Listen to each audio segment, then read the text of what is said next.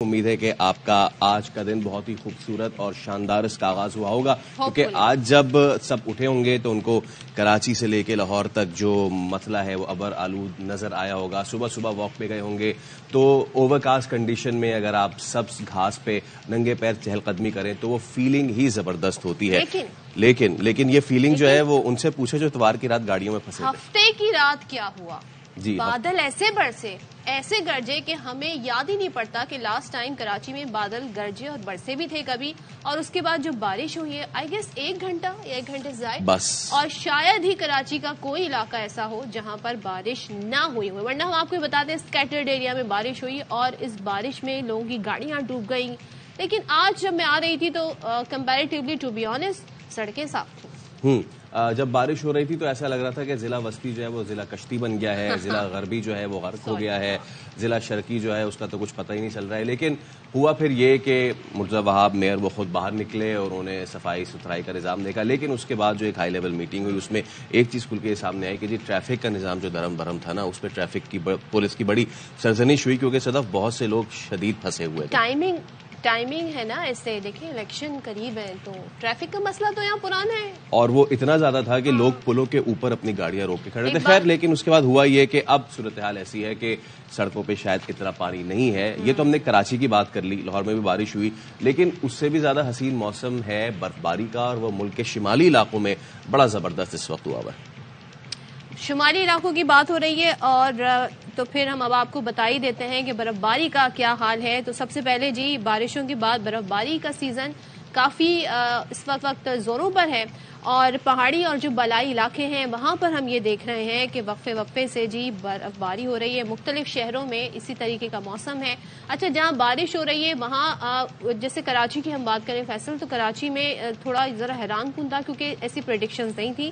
لیکن جب فرائیڈے کو ہم آپ سے مخاطب تھے تب ہم آپ کو تب بھی بتا رہے تھے کہ کس طریقے سے سوات ہو گیا, دیگر جو شمالی علاقے ہیں وہاں پر بارش کے علاوہ جی پنجاب میں بارش اور وہاں برف باری ہو رہی, شانگلہ وغیرہ دس سائڈ. جی اب اس میں مری ہو گیا, ایبٹآباد ہو گیا, نتھیا گلی ہو گیا, ٹھنڈیانی ہو گیا, ہر طرف یہاں ہر طرف برف ہی برف. اور ویسے تو سیاحوں کے لیے بڑا خوبصورت نظارہ ہے, لیکن سوچیں کہ جو لوگ وہاں رہتے ہیں جو لوکل لوگ ہیں ان کی مشکلات کتنی زیادہ بڑھ جاتی ہیں.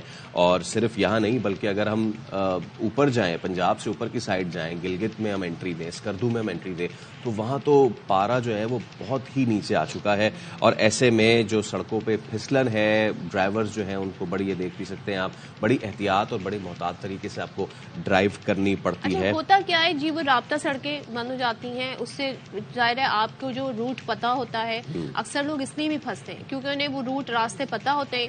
اس لیے کہتے ہیں کہ جب بھی ایسی سچویشن ہو جو انفارمیشن ڈیسک ہے ان سے ضرور رابطہ کریں, ان کے نمبرز آپ کے پاس ہونے ضروری ہیں, بہت ضروری ہیں. اور پھر اس میں کچھ چیٹس بھی ہوتی ہیں صدف, کچھ ہیکس بھی ہوتے ہیں.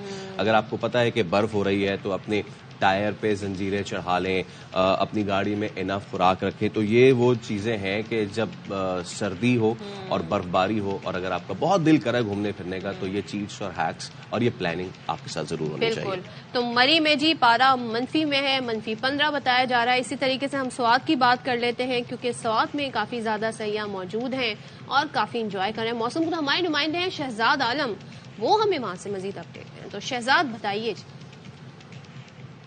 جی بالکل, جنت نظیر وادی کے میدانی علاقوں میں بارش اور بالائی علاقوں میں برف باری کا سلسلہ جاری ہے جس کو دیکھنے کے لیے ملک کے مختلف علاقوں سے بڑی تعداد میں سیاح جنت نظیر وادی ملم جبہ پہنچ گئے ہیں, جہاں پر جنت نظیر وادی کی خوبصورتی میں اضافہ ہو گیا اور رونقیں بھی بحال ہو گئی ہیں. مختلف علاقوں سے آنے والے سیاح یہاں پر ہونے والی برف باری سے خوب محظوظ ہو رہے ہیں اور انہوں نے پورے ملک کے سیاحوں کو دعوت دی ہے کہ وہ آئے اور جنت نظیر وادی کی خوبصورتی سے خوب لطف اٹھائے. جی کیا بات ہے بھائی. تو سوات میں تو یہ رپورٹنگ بھی کر رہے ہیں اور مزے بھی پورے انجوائے کر رہے ہیں. یہ ساتھ میں جو مشکلات ہیں وہ بھی تو جھیلتے ہوں گے نا. ہاں بالکل, آبویسلی.